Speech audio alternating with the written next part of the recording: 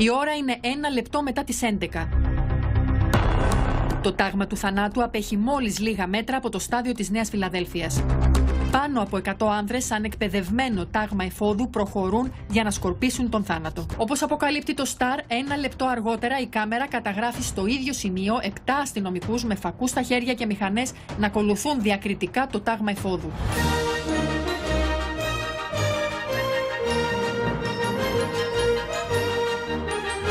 Πού τα βρήκατε αυτά τα φιντάνια? Εδώ λοιπόν εμείς καταλαβαίνουμε ότι όταν είναι 7 αστυνομικοί και άλλοι είναι 150 άτομα οπλισμένοι σαν αστακοί, καταλαβαίνουμε λοιπόν ότι αυτά τα 7 άτομα δεν μπορούσαν να κάνουν τίποτα. Τα έκαναν πάνω τους. Και όλα αυτά ενώ υπήρχε ειδοποίηση τουλάχιστον ένα 24ωρο πριν από το μακελιό για την άφιξη του κομβόι των Κροατών χούλιγκαντς από τις αρχές της χώρας τους, του Μαυροβουνίου, αλλά και της Ιντερπόλ στο πλαίσιο της διεθνούς συνεργασίας. Δεν είναι δυνατόν να μαθαίνω πριν από λίγο ότι κάποιοι διευθυντές νομών δεν είχαν ανοίξει καν το έγγραφο, το πληροφοριακό δελτίο που ανέφερε ότι οι συγκεκριμένοι δολοφόνοι θα περάσουν και θα φτάσουν στην Αττική. Έλα, ξύπνησες. Για κοίταξε το κομπιούτερ, έχω κανένα μήνυμα.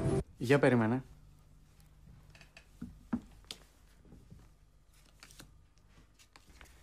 Όχι, δεν υπάρχει κανένα μήνυμα. Σε έγγραφο ντοκουμέντο της Υποδιεύθυνσης Αντιμετώπισης Αθλητικής Βίας επιβεβαιώνονται οι πληροφορίες ότι την αυτοκινητοπομπή των Κροατών χούλιγκαντς υποδέχθηκε στα διόδια της Ελευσίνας στις 10 το μοιραίο βράδυ μόνο μία υπηρεσιακή μοτοσικλέτα. Τέτοια τάξη, τέτοια αλφαδιά δεν την έχω δει. Καθώς κρίθηκε ότι δεν υπήρχε επαρκής χρόνος για να στηθεί μπλόκο από ισχυρότερες αστυνομικές δυνάμεις. Και τι έγινε?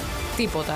Ανενόχλητοι και πάλι συνέχισαν το ταξίδι τους. Εντάξει, τι να κάνεις, τώρα κάτσεις σκάς. Κάτσε σκάς, όχι. Είδαμε και το πρωτοσέλιδο των νέων, έτσι, σε αυτές τις περίφημες συνεννοήσεις που κάποιος δεν άνοιξε ένα mail, δεν διάβασε τις προειδοποιήσεις και τι έγινε. Αλλά και κάποιος που τις διάβασε απάντησε ότι αφήστε τους, πάνε να κοιμηθούν. Ελλάδα. 2-0!